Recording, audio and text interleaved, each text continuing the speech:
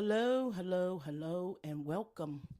Welcome, everyone, to another episode, another podcast of me, Mom, Dad, and Parkinson's. I'm Tia Thompson. This is the fifth episode. And for any new listeners joining us, my dad is Harold Thompson. My mom is Gloria. And I am sharing our journey with my dad's Parkinson's, our ups and downs. But I want to share how we manage to manage this disease with a positive attitude. We keep our heads up, uh, even through the tough days and the good days. A positive attitude is what is bringing us some wonderful days in our town, in this beautiful town we live in. There is a beautiful park with a 3 mile trail surrounded by sparkling streams, trees, wildlife, yes, some alligators, and sometimes some wild pigs. Often my dad and I go walking there. Sometimes we walk with a dear, dear friend of mine, a dear, dear friend of mine too. We'll call her and like on a Saturday, and we'll say, "Hey, we're going walking," and it's awesome. Well, we don't walk the whole 3 miles, to be honest. We might walk like a good half a mile to a mile. Even in the winter, it's not like a cold, cold winter. Our winters are really like 50 degrees or 40 degrees at the worst. Not the worst, but that's as cold as we get. And he truly loves when friends join us walking. When family come, they will walk too.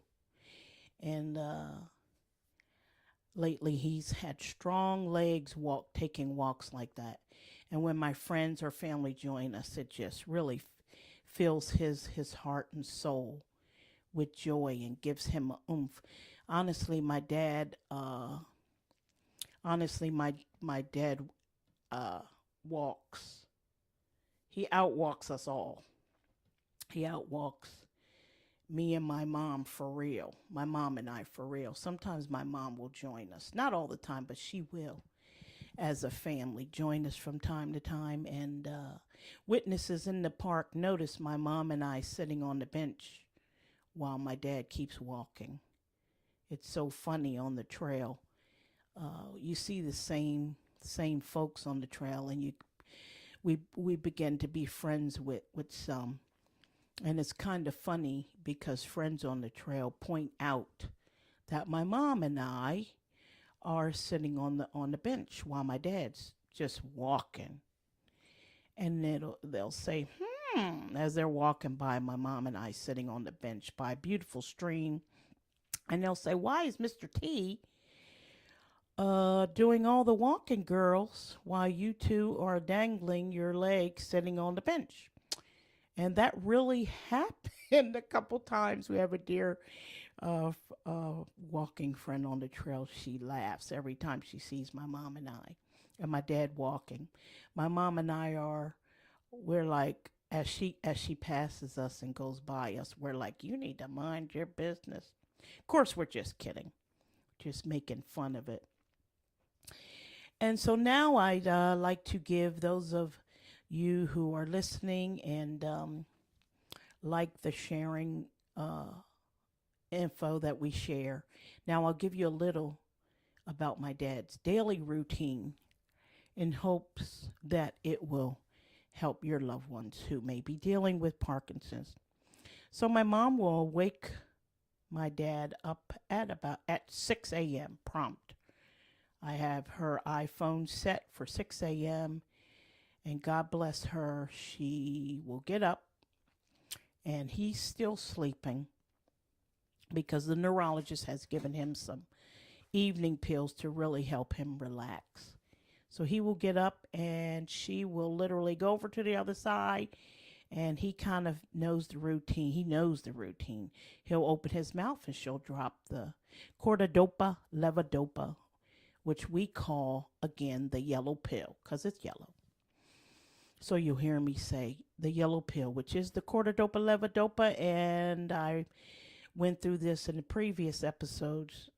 Cortidopa levodopa puts the dopamine back in the Parkinson's patient's brain. And he most times will go back to sleep, which gives the yellow pill to start working in his body. And again, it is absorbing on an empty stomach.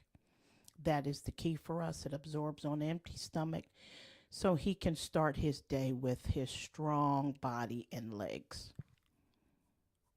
And my mom goes back to sleep. And like I said, God bless her because she has to get up and do it. Now, remember when my dad was first diagnosed, we were rookies at this. We gave him his medication in the AM about 30 minutes before a meal. Now, she gives him it at 6 o'clock. And so the yellow pill is absorbing a good 2 hours. It is absorbing for 2 hours, sometimes 2.5 hours, and it works very well. And he could, when he first got diagnosed, we didn't know. We were giving him his medication like 30 minutes before a meal, and it wasn't enough to absorb. He could barely hold his coffee cup. His hands and body was shaking so bad. His spoon would just wobble out of his hand. And my friends, the look on my dad's face then was awful. To see him looking so confused and out of control of his body was difficult for us all.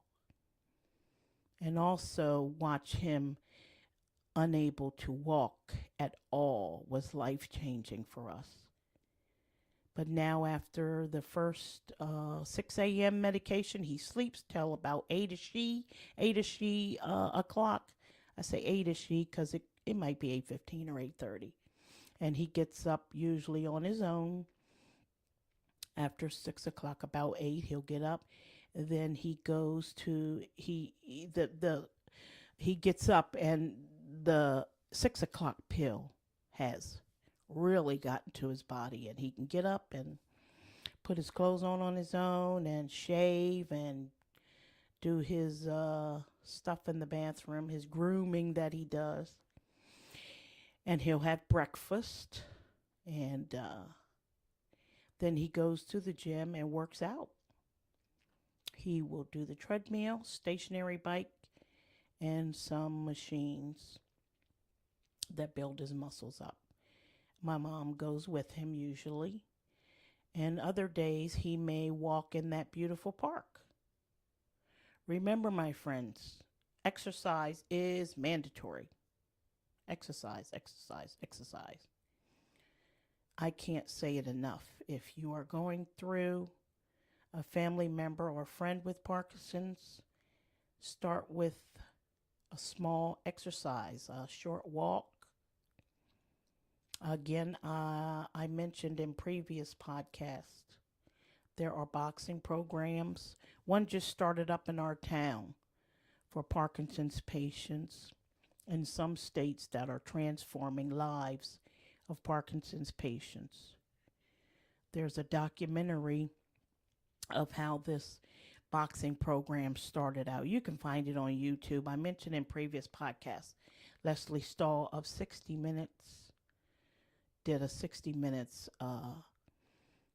story on this boxing program for Parkinson's patients, as her husband has Parkinson's, and they kind of modeled it after Muhammad Ali. You can YouTube it, and it is transforming Parkinson's patients' lives, this boxing program. It's strengthening their body. And also there are reports of Parkinson's patients. I saw in the evening news a couple months ago of Parkinson's patients riding the stationary bike that is improving the symptoms of Parkinson's. So, exercise. I see some Parkinson's patients who they're first diagnosed with Parkinson's, and of course it is a shock to the family and to a person, and you maybe are not exercising, and it'll attack the body, the symptoms. So again, if you can start with a short walk or riding a bike for 5 minutes and build it. The studies are showing exercise is key. I just saw Michael J. Fox Sunday on a Sunday show, and he was doing a boxing program. So get moving. And even if you don't have Parkinson's, myself, I don't go to the gym with my parents, but I ride my bike almost every other day. So let's get moving, friends. It improves the symptoms of Parkinson's and a lot of things. Please never give up hope, my friends. Never, never, never, never, never. Again, we've been through some tough times with this disease in the beginning, and it's proof that a positive attitude and just never giving up is the key. Have hope. Back to my dad's daily routine. He eats breakfast again at 8:30, between 8:30 and 9. After he eats breakfast, we wait 2 hours with no more eating for him. Sometimes family will come and they're like, "Oh, he can eat," and we try to get them to understand it's key. So he will wait 2 hours with no more eating. His next yellow pill, cortidopa levodopa, will be at 11. Actually 11:30. Still no eating whatsoever when he takes that 11:30 pill. Still no eating whatsoever as it is absorbing in his body, the yellow pill. So he will eat lunch at 1:30. He will eat lunch, and we will give him his blood pressure meds with his lunch. In the beginning, we were giving my dad his blood pressure meds in the morning with the pill, with the yellow pill, and the meds were interfering with the yellow pill. We found this out the hard way. He was literally dropping to the floor. It was bad. So with the neurologist and just observing my dad and watching him, we have figured out giving him the blood pressure meds at lunch with his lunch is working great at the moment. But I hate to repeat myself. We found this out the hard way. And the neurologist said the same thing. He needs that blood pressure meds, but it can be the devil's with this Parkinson's meds. It could be, not good mixing in with that yellow pill. After his lunch, we wait 2 hours to give him his next cortidopa, his yellow pill, which is at 3 o'clock that he has the yellow pill. It's pretty strict routine. But the bottom line for my dad is waiting 2 hours. Maybe a little more after he eats a meal to give him the Parkinson's medication. My mom and I are sharing this information, my friends, because we went through some tough times figuring out this routine. I mentioned in previous podcasts how we got a walker. We were about to get a upstairs up the stairs machine that you go up the stairs. It was bad. We thought he was going to be crippled. So this routine, he's walking like a champ most days. He might have wobbly hands every now and then, or even as we sometimes say, oh, he's got wobbly legs if he gets up too fast. But for the most part, thank God he is moving around pretty good. He and my mom are at the moment. They're at the gym. Uh, they went to the gym yesterday. My mom and I are sharing this information because we went through tough times figuring out this routine, friends. Family have come to visit, and family always come to visit us, and have taken my dad out for the day, um, here or there. And my mom and I will say to our family member, okay, remember he can't eat anything until 1:30 or whatever time they go out, for example. And they will secretly let him have a treat in between that absorbing period. They just, look at us like, okay, yeah, but I'm with him now. And if he wants ice cream or whatever, in the middle of that absorbing period while they're out on the town with my dad won't say anything. He'll just take the treat of whatever they are treating him with. In other words, the treat they gave him interfered with the yellow pill, the absorbing of the yellow pill, and he literally will not be able to walk. It happens every time we don't stay on this routine that we have figured out for him. My sister was out with him a couple years ago, and she was like, okay, I hear what you're saying. And she gave him a treat, and she called me. She's like, Sissy, come to the door. Dad can't walk. And I'm like, I tried to tell you. And she's like, I get it. I get it. I hear you. And she gets it. Um, it happens every time. We don't stick to the routine. And so 3 o'clock is his third cortidopa yellow pill of the day. He is at the moment on 3 yellow pills a day. Some patients are on more or whatever the neurologist suggests, but at the moment, 3 cortidopas, 3 yellow pills.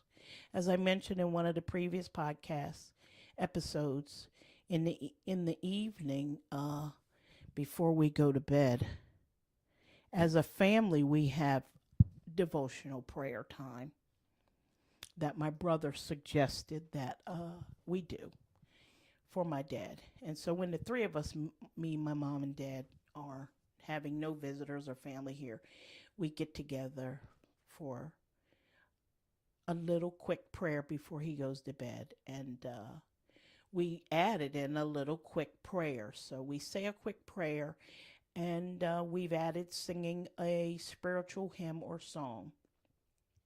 And this seems to relax my dad and give him peace before he goes to bed, as one of the symptoms for Parkinson's patients is at night. Nighttime sleep can be restless for a Parkinson's patient. This seems to relax my dad and give him peace before he goes to bed. He's not as restless, as one of the Parkinson's symptoms is restless sleep. It can be restless sleep. Our evening devotions is a blessing to us. And so I promised you guys before I would play a song of my mom and dad and I singing one of our evening hymns for you guys to hear. And I recorded it earlier. This is a quick hymn. Hope you enjoy. Here we are now. I recorded it ahead of time. Here we are. This is my story. This is my song, praising my Savior all the day long. This is my story.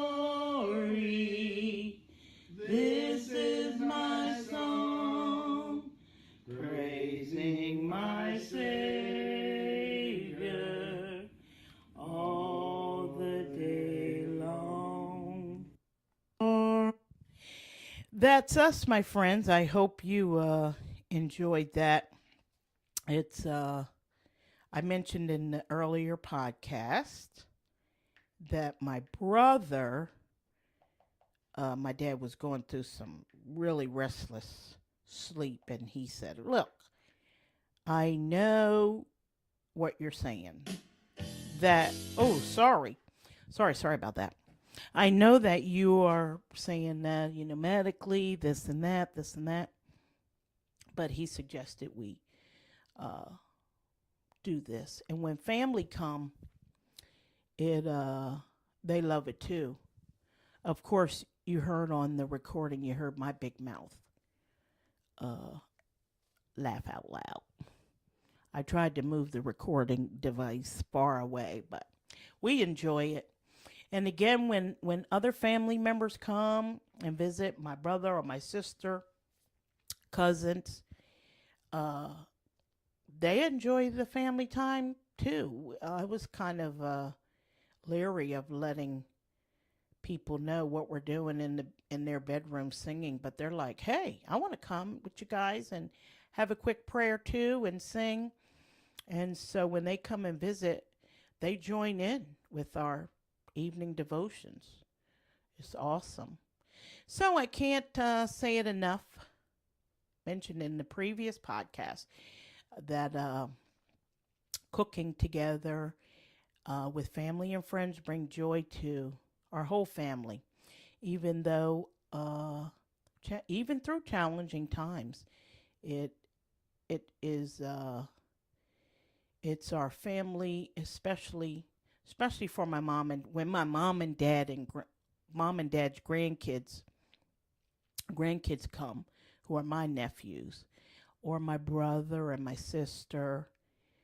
This is a house full of family members and friends.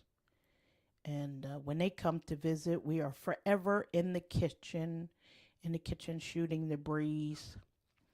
These moments are what keep us positive. My brother is here with us at my dad's brother, my uncle, is here with us at the moment.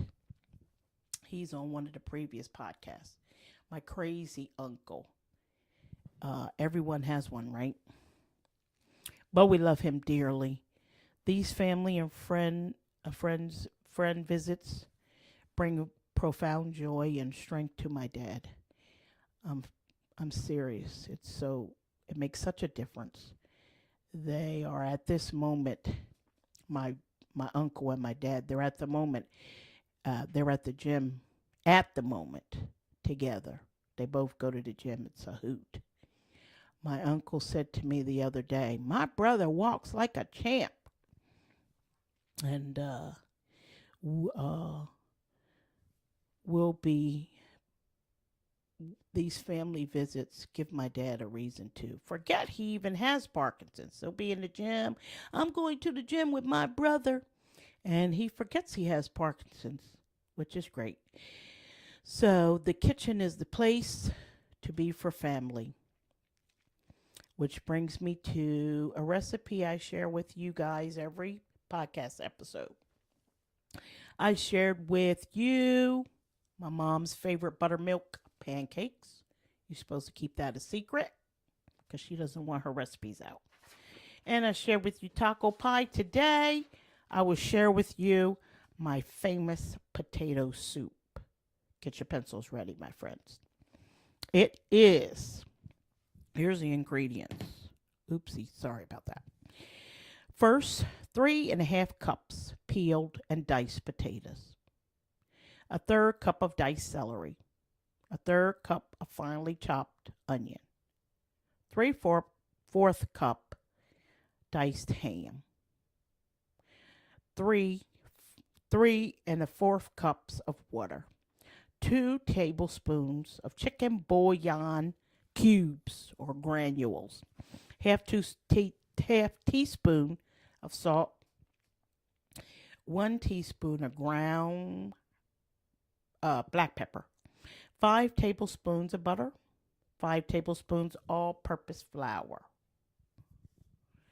2 cups of milk. You can use milk. I like to use half and half. But you can even use 2%. When I'm really kicking it up a notch, I will use the half and half. So here's the directions. Combine the potatoes, celery, onion, ham, and water in a stock pot. What I do is take the two 3/4 cup of water. I put the bouillon cubes in there. Let that boil up.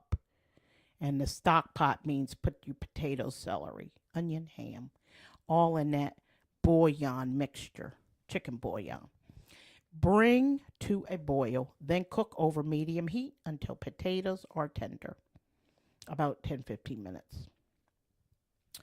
And add your salt and pepper in a saucepan, separate saucepan. Melt butter over medium low heat. Whisk in flour with a fork and cook, stirring constantly until thick, about 1 minute. Slowly stir in milk as not to allow lumps to form until all the milk has been added. Continue stirring over medium-low heat until thick, 4 to 5 minutes. Stir the milk mixture into the stock pot and cook soup until heated through. And what I like to do is cook some bacon crispy. When you're serving it in a bowl, I sprinkle in the middle little pieces of the bacon and maybe a little bit of cheddar cheese. It's so good, friends. Potato soup, you're welcome. Please remember to subscribe to my podcast. Go back to the previous podcast, the number 1, number 2, number 3, number 4, and number 5 is all on there. I go from the beginning, and there's recipes on there. Please remember to subscribe, my friends, and please give me 5 stars if you like. And this is the 5th episode that you're listening to now. So you can go back to the beginning. I thank you, friends, for listening. Please be positive, keep cooking, keep having fun, and enjoy the music.